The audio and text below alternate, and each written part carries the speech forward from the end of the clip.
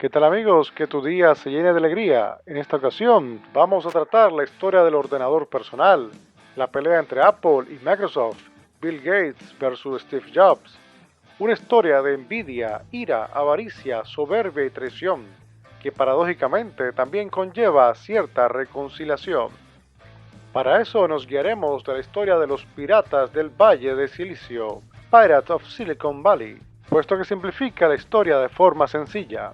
Sin embargo, agregaremos información adicional, ya que lo que más nos interesa es contar una historia de éxito y de cómo éste puede llevar al infierno. Esta historia inicia con Steve Wozniak, curiosamente de origen ucraniano y polaco. Este caballero era un fan de la computación. A los 19 años fue expulsado de la Universidad de Colorado Boulder, ya que durante su primer año de carrera hackeó el sistema computacional de la alta casa de estudios. Por lo tanto, volvió de nuevo a la zona de la Bahía de San Francisco. Se juntó con su amigo Bill Fernández.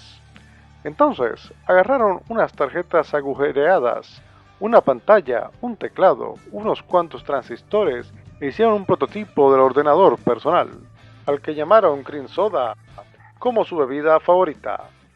Este hito ocurrió en 1971, aunque hay que decir que tampoco estaba haciendo una cosa del otro mundo. La máquina de escribir eléctrica se había desarrollado décadas antes, y durante la Segunda Guerra Mundial se había avanzado enormemente en la computación, y en 1969 se había podido llegar a la Luna. Pero la importancia de esta historia es cómo unos jóvenes con el sueño de lograr tener un ordenador personal en su casa cambiarían al mundo. Como una necesidad personal, un proyecto personal, parece una mala idea ante los ojos de las grandes empresas, pero que puede transformar a la sociedad. Durante el mismo año de 1971, asistiendo a reuniones de jóvenes, se conocieron los dos Steve. Estos disfrutaban de hacer bromas, entre idea por aquí y por allá. En octubre de 1971, Wozniak leyó un artículo de cómo hacer su propio aparato para hacer llamadas a largas distancias, sin ningún costo. Pues manos a la obra. A esto le llamaron las cajitas azules, las cuales vendieron a $150 de la época, y siendo este el primer negocio realizado entre Jobs y Wozniak.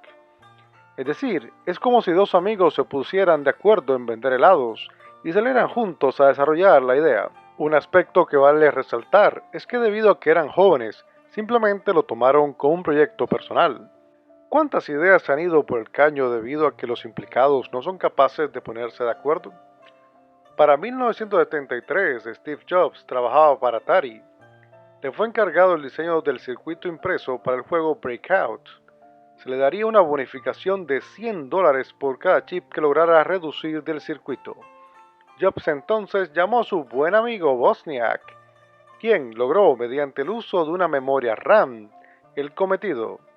Jobs, quien ya empezaba a desarrollar su visión de empresario barra avivato barra medio pícaro, le dio a su amigo tan solo $350 del total de los 5,000 que recibió. Wozniak no se enteraría de eso hasta 10 años más tarde, asegurando que si Jobs le hubiese dicho que necesitaba el dinero, con gusto se lo hubiese dejado. Al amigo Wozniak la humildad lo persigue hasta nuestros días. Para 1975, Wozniak había mejorado su diseño de ordenador personal.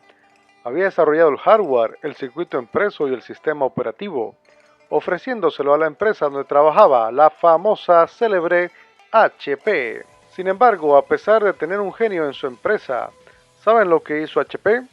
Sencillo, rechazaron su proyecto en 5 ocasiones.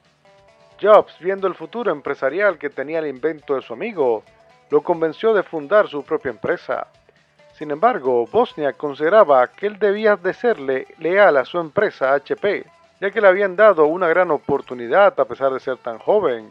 Pero un hombre tan ambicioso como Jobs, no hay quien lo pare, y conociendo a Wozniak lo convenció con el argumento de que sería una gran historia para contarle a los nietos. Wozniak y Jobs presentaron el proyecto a unos amigos. Este proyecto es lo que hoy conocemos como el Apple One. No se ve la gran cosa, pero por algo se empieza, amigos. Después de la primera presentación, aseguraron un primer financiamiento de $500 con unos amigos. Y para 1976, es que ocurre la celebérrima primera producción de la Apple One en el garaje de la casa de los padres de Steve Jobs. ¿Que por qué es celebérrima? Sencillo, porque ha creado el mito de que se puede crear una empresa de computadoras empezando en el garaje de la casa de tus padres. La verdad, amigos oyentes, es que para ese momento eran ya dos profesionales de la electrónica, una experiencia formal de 5 años, que habían trabajado para las empresas Atari y HP, además de haber ganado cierto dinero con sus proyectos, de tal forma que ya conocían el potencial, el público, tenían conexiones empresariales y ellos mismos ya sabían lo que tenían entre manos. Así que, amigos míos, las carreras son importantes, la experiencia en grandes empresas también, innovar, las nuevas ideas. Y si en principio las grandes empresas rechazan la idea, pues no importa, se desarrolla por cuenta propia. Pero eso de que dos jóvenes se ponen en un garaje a inventar y que generan una serie de ideas y que logran desarrollar una gran empresa. A finales de 1976 llegó a Apple el hombre que cambiaría todo, Mike Markkula, quien fue convencido por un par de amigos de que revisara el proyecto de los dos Steve. Viendo el potencial del ordenador personal, propuso la creación de la empresa y esto se logró el 3 de enero de 1977. Markkula les consiguió nada más y nada menos que alrededor de $90,000 y un crédito de alrededor de $200,000 del Banco de América. Con esto nacía la mega ultra giga increíble empresa Apple. Oiga hermano, mucho hablar de Apple y que de Bill Gates. Pues como ya habíamos dicho, para la década 1970-1980 ya existían IBM, General Electric, HP, Atari, Casio, Sony, etc. De tal forma que prácticamente ya era cuestión de tiempo que el ordenador personal llegara a las casas. Es como cuando al inventar la máquina de vapor, con el tiempo se inventara un automóvil de vapor, o que al final se lograra un automóvil eléctrico. Pero la grandeza de estos jóvenes es que lograron ganarle la carrera a empresas grandes y de renombres, ya establecidas para los 70. Justamente, en el caso de Bill, este para 1970 era un adolescente que junto a su amiguito Paul Allen les gustaba estudiar sobre programación con apenas 15 años, desarrollando cosas tan interesantes como un juego de 3 en raya. Bueno, todavía eran niños. Si vemos en la foto, parece un muchachito más del mundo. De hecho, a Gates le costaría mucho aprender a socializar y a tener parejas. Lo que conocemos popularmente como flirtear o ligar, ya que le gustaba preguntarle a las chicas: oye mami, ¿cuál fue tu calificación con la que te graduaste de la secundaria, eh? Y como todos sabemos, esa no es la mejor forma de atraer la atención de una dama. La pasión por la programación de Bill Gates le llevaría a la creación de Microsoft. Para 1975, la empresa de sistemas de microinstrumentación y telemetría desarrolló el microcomputador Altair 8800 y Bill los contactó para ofrecerles un intérprete del lenguaje de programación básico, es decir, crear un software para el microordenador. Viendo el software, la empresa decidió contratar a él y a su amigo Paul Allen. Oiga hermano, ¿y por qué un microordenador? Un celular es más pequeño que eso. Simple, para la época las computadoras eran enormes, de tal forma que en comparación con esas piezas de salón, la Altair era realmente micro. La grandeza de Bill Gates reside en que teniendo una pasión por la programación, en lugar de centrarse en su carrera de derecho en la universidad, decidió mejor enfocarse en lo que le gustaba y poder vivir de eso. Y teniendo visión de negocios, es decir, siendo vivato y pícaro, lograría que Microsoft fuera un gigante. Pero muchos han hecho lo mismo. De hecho, el nombre de Microsoft, lo sacaron de sistemas de microinstrumentación. O sea, micro, ¿no? Tan sencillo como es eso. De tal forma que ya trabajando para sistemas de microinstrumentación y viendo el futuro de la programación, Gates y Allen deciden dar el paso de abrir una oficina en Albuquerque, Nuevo México, en 1976, y esto es lo que rodeó el nacimiento de Microsoft. Ese programa que desarrolló Microsoft para la Altair en base al lenguaje BASIC se volvió popular. Por lo tanto, Bill, viendo que muchos usaban el programa sin licencia, decidió demandar paga a interesados en el software, marcando el inicio de lo que haría grande a Bill Gates, nada más y nada menos que cobrar por la licencia. Oiga hermano, usted me está diciendo que Bill Gates no fue el inventor de la computadora. Exactamente, hermano mío, nada que ver con eso. Y tampoco fue el creador del software, no señor, nada que ver. Eran cosas que ya existían previo a él. Bueno, pero por lo menos inventó la interfase gráfica de Windows. No señor, menos, la copió y lo vamos a ver ahora. La creación de la interfase de lo que conocemos como Windows, es decir, las ventanitas bonitas, se debió a Xerox. Veamos esto. Una vez fundada Apple, se necesitaba desarrollar un producto atractivo, teclados, entrada de disquetes, la pantalla, que pasara de este maletín a esto. Pero esa pantallita verde, la verdad es que se hacía incómoda. ¿No sería mejor con más colores y quizás en lugar de tener que estar escribiendo código, quizás algo más parecido a botones? Pues sí, señor, tiene toda la razón. Pues qué tal darse una vueltecita por una empresa que tuviera una tecnología de interfase, es decir, que pasara de esto a esto. Pues eso hicieron los de Apple. En 1979 pasaron por la empresa Xerox, famosa por sus fotocopiadoras, y vieron que tenían un software que funcionaba mediante ventanas, con un dispositivo que permitía mover una flechita, que parecía un ratoncito, además de usar iconos para los programas y pestañas. Pero que ese software solo era un experimento y no tenían la intención de comercializarlo. Pero a los de Apple les encantó el software, ya que eso permitía que el ordenador personal finalmente fuera accesible a todos los seres humanos. Viendo el potencial de las ventanas del Windows, los de Apple comenzaron a trabajar en un nuevo proyecto de Macintosh. De su lado, el amigo Bill Gates, gracias a los buenos oficios de su madre, consiguió una reunión con IBM en 1980 para ofrecerles el sistema operativo que necesitaban para el ordenador personal de IBM. Vea que sí, hermano, que Bill Gates desarrolló el sistema operativo. Pues no, amigo. Resulta que para esa época la empresa de software Investigación Digital, en inglés Digital Research, ya tenía lo que llamaban el programa de control para microcomputadoras, lo que hoy llamamos sistema operativo, que se había vuelto el estándar para la época. Pero no pudieron llegar a un acuerdo con IBM. Debido a esta situación, IBM le encargó el sistema operativo a Microsoft. Pero el amigo Bill Gates, como buen hombre de negocios, fue a la empresa Seattle Computer. En la empresa Seattle, resulta que había copiado por su cuenta el sistema operativo de Digital Research y había inventado uno propio que le llamaron Sistema Operativo Sucio. En inglés, Dirty Operating System. ¿Sabes eso de que dirty, sucio? Dirty words, ¿no? Malas palabras. Esto de la copia lo decía directamente en su nombre y se lo vendieron a Bill Gates por un total de $75,000 entre diversas transacciones. De tal forma que el Bill Gates, el defensor de la licencia de software, ese mismo, compró una copia del software de la competencia para vendérselo a IBM y cobrar por licencia de la copia del software. Hermano, ¿cómo así pues? Usted me está diciendo algo que acaba como imagen idealista de Bill Gates. Y además, hermano, vea otra pregunta. ¿Y por qué IBM, si era una empresa tan grande, por qué no hicieron el software ellos mismos?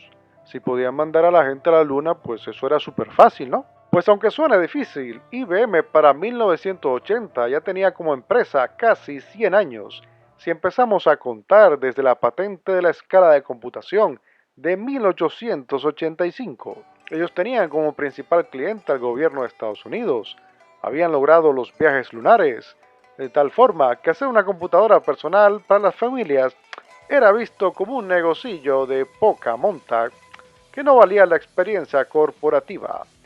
Es decir, que cuando ya tienes dinero no te hace falta más y no te preocupas por moverte o reinventarte o desarrollar ideas nuevas. Y las nuevas ideas suenan a cosas de niños sin futuro, porque el millonario ya vive como sultán. Y debido a eso, una empresa como Apple, que surgió gracias a dos amigos, le estaba comiendo los caramelos. Ahora volvamos con la historia de Bill Manos Largas Gates. Para 1985, ya habiendo logrado ganar unos cuantos milloncitos, gracias a la licencia del sistema operativo DOS, que no solo vendió IBM, sino a quien se lo quiso comprar. Había una idea que rondaba su cabeza, puesto que los de Apple, sus amiguitos, habían logrado una bellísima computadora personal, con ratoncito, pantalla, interfase, ventanas, y estos ya la iban a lanzar al mercado. Para ese entonces, Bill y Jobs ya tenían una relación de colegas debido a que habían trabajado en varios proyectos. Pero parecería como si un diablillo se posara en el hombro izquierdo de Bill y le decía, ¿no sería mejor copiarles el producto y venderlo como propio? Pues sí, señor, Bill Gates no inventa Windows ni mucho menos. Bill Gates lo copió de Apple, quienes a su vez lo habían conseguido de Xerox. Podríamos decir que es ladrón que roba ladrón, pero la verdad es que Apple había llegado a un acuerdo para el uso del Windows. Pero Bill, manos largas, lo copió como lo hizo con el DOS y como copió el nombre de Microsoft. No, señor, Bill Gates no inventa nada. Pero a Steve Jobs le faltaría una traición más. Resulta que en 1981, Steve Jobs entendía que necesitaba un experto en mercadeo para Apple, tal forma que consiguió para el puesto a John Scully, quien había trabajado en la Pepsi Cola y había tenido tremendo éxito. Pero con diversas desavenencias que habían ocurrido al interno de Apple para 1985, y viendo que a Jobs esto de la genialidad se le había subido demasiado a la cabeza, John Scully consiguió que la directiva lograra remover a Jobs de la gerencia de Apple. Sí, señor, lo repito de nuevo, Jobs había reclutado a Scully y este lo traicionó. Jobs entonces, a la edad de 30 años, tenía que dejar la empresa que había creado y encima aguantarse que Bill Gates hiciera millones, básicamente copiándole la idea que le había costado años desarrollar. Pero en esta historia de traición, soberbia, orgullo e ira hay redención. El universo trae justicia para los seres humanos. Los miles de millones que Bill Manos Largas se metía en los bolsillos comenzaron a atraer la atención del gobierno de Estados Unidos, quienes acusaron a Microsoft de intentar instaurar un monopolio, no solo con el sistema operativo, también con diversos programas como lo fue el navegador de Internet de Windows, ya que prácticamente se obligaba al uso sí o sí del Explorer. Este proceso contra Microsoft duró durante la década de los 90, y durante esa época me acuerdo que uno leía mentiras como que Bill Gates era el hombre más inteligente del planeta, un tipo que no inventa nada. Bueno, ¿y qué les pasa a las empresas que monopolizan el sistema en Estados Unidos? Pues que tienen que disolverse y dividirse en partes, como le pasó a la compañía petrolera Standard Oil de Rockefeller en 1911. En este contexto, para 1997, Apple se encontraba en grandes problemas y deciden adquirir la empresa NeXT, tal forma que Steve Jobs volvía a estar al mando de Apple.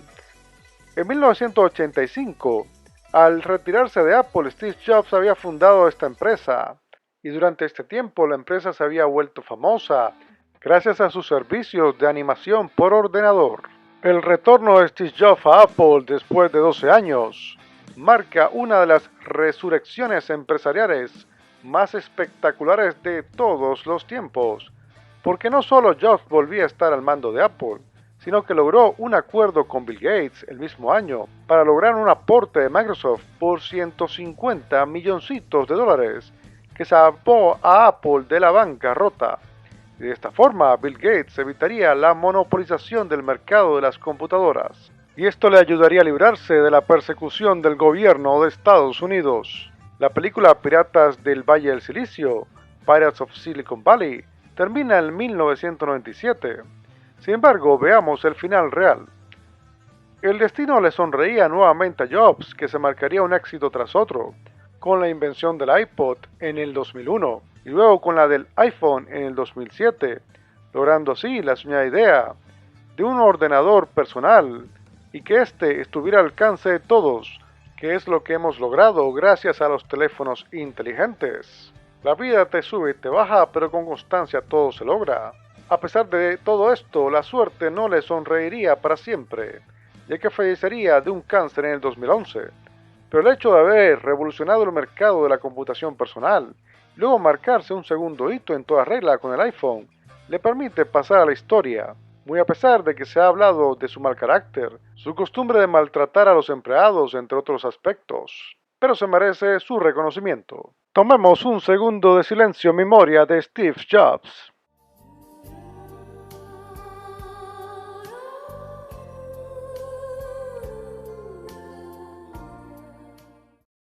De su lado, Bill Gates dejaría la dirección de Microsoft en el 2000 y luego dejaría su trabajo a tiempo completo en el 2008.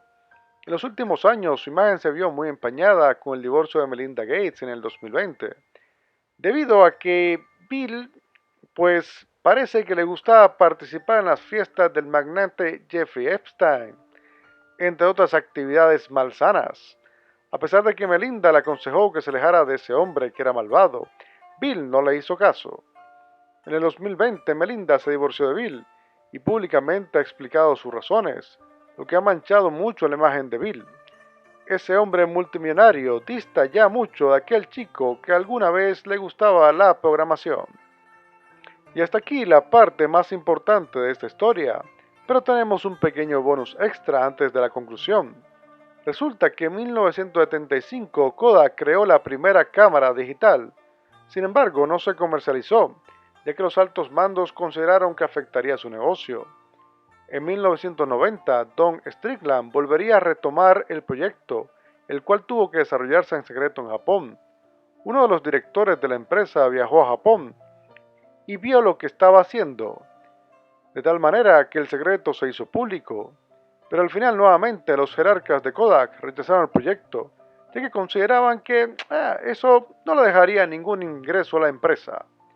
Don Strickland decidió entonces dejar Kodak, pero la empresa fue lo suficientemente buena o tonta para dejar que Strickland se fuera con los derechos de la cámara digital. Al fin y al cabo esa idea no serviría para nada. Don se llevó su idea, nada más y nada menos que a Apple. Su invención se conoció como la Apple QuickTake 100. ¡Wow! ¡Qué foto tan chula! Comparémosla con la actualidad. Bueno, por algo se empieza.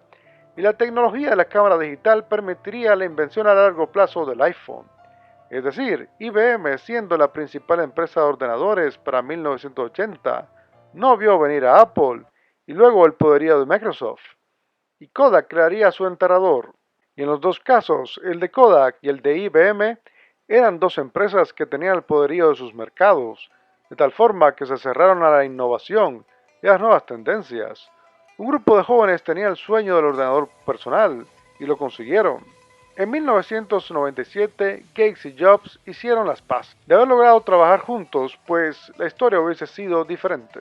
Moraleja, cuando la gente se llena de soberbia no puede ver más adelante. Finalmente quisiera resaltar a Steve Wozniak. En 1981, un accidente de avión le llevó a replantearse varias cosas. Ya siendo millonario, pues ¿cuál era su deseo personal? La razón para desarrollar el ordenador personal fue simplemente porque le gustaba la electrónica, y siendo director no podía dedicarse a inventar nuevas cosas, de tal forma que en 1985 también decidió dejar la dirección de Apple y vivir de sus rentas como socio hasta el sol de hoy, siendo el único empleado de Apple en cobrar su renta desde la creación de la empresa hasta el sol de hoy, dedicándose a disfrutar su vida y hacer lo que le gusta, sin creerse el más inteligente y nada por el estilo. Así que mi mensaje final es, dedíquense a lo que les gusta. Personalmente me gusta compartir historias positivas. Disfruten cada momento de su vida y por supuesto tengan ganas de hacer cosas grandes. Es normal encontrarse dictadores, gente que se aferra al poder, el cual los ciega, pero la creatividad y la humildad siempre tienen su espacio. Que reciban de mí mucha paz, pero sobre todo mucho amor. Hasta la próxima.